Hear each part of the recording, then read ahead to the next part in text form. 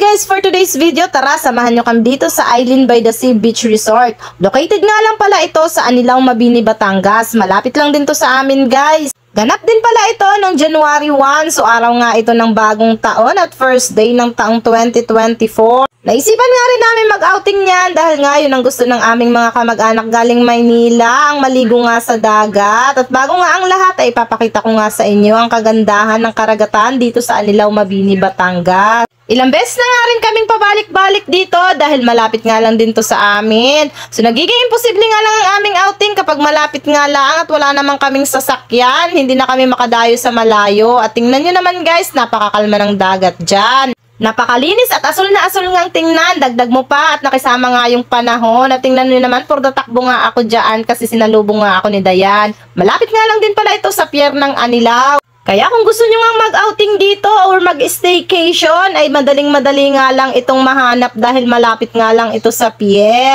Enjoy na enjoy nga itong mga bata na mga naliligo dahil nga minsan nga lang sila makaligo ng dagat dahil nga nasa Maynila sila nakatira. Sumunod nga lang pala kami dito at nauna na nga sila dahil nagluto pa nga ako. Pagkatapos ko nga mag-video-video niyan ay pumunta na nga ako dyan sa aming cottage at ayan for the lakad nga ako dyan habang nagpapavideo nga kay Ate Kate. O diba, emoterong palaka ang madam nyo.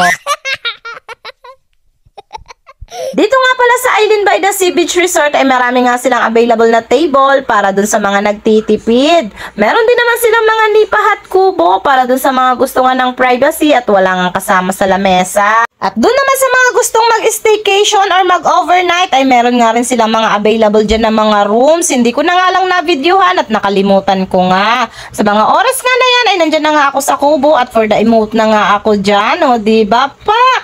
Kala mo talaga ay mamahalin yung salamin ay tag 50 pesos lang naman.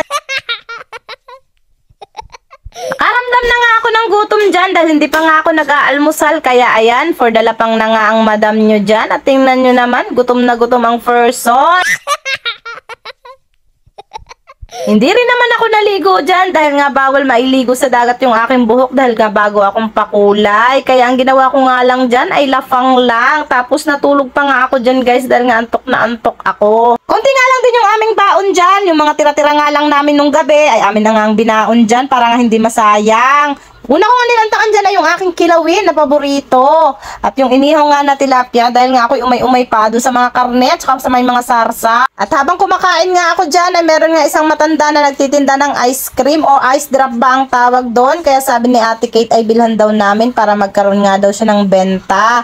Kaya ang sabi ko nga ay bilhan na lahat ng mga bata. Maya-maya nga lang din yan, ay ayan, nag-uutay-utay na nga magtagay ito si Madia at saka si Sir Richard, pati sila ante ay nag-shot-shot nga din sila ng kaunti, tapos konting kwentuhan habang kumakain. O siya, hanggang dito na lang muna, paalam!